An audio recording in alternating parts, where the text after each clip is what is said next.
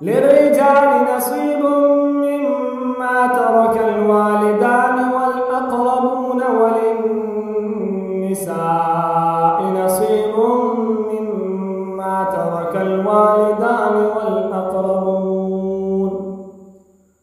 والأقربون مما قل منه أو كثر نصيبا مفروضا. وإذا حضر القسمة أولو القربى واليتامى والمساكين فارزقوهم منه وقولوا لهم قولا معروفا.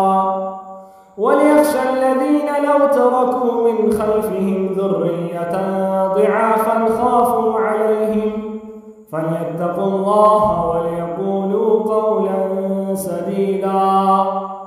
إن الذين يأكلون أموال اليتامى ظلما إنما يأكلون في بطونهم نارا وسيصلون سعيرا. صدق الله العظيم.